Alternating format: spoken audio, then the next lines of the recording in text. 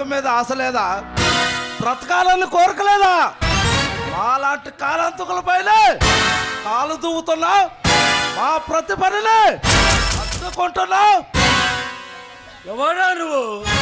ఈ కొదం సింహం ముందుకొచ్చే ఇక్కీ పడిసిన కోడిలో కాడు కోతలకు వస్తున్నావు.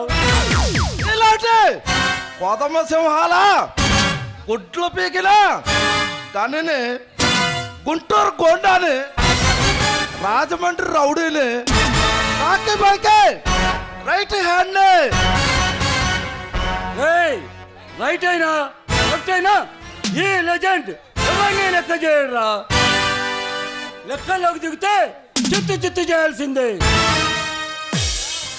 బలరాం, నీలాంటి కొదమ సింహాల గొంతులు కోసి గండ్ర గొడ్డల్ని గనితో దిగి గెలవలేవు.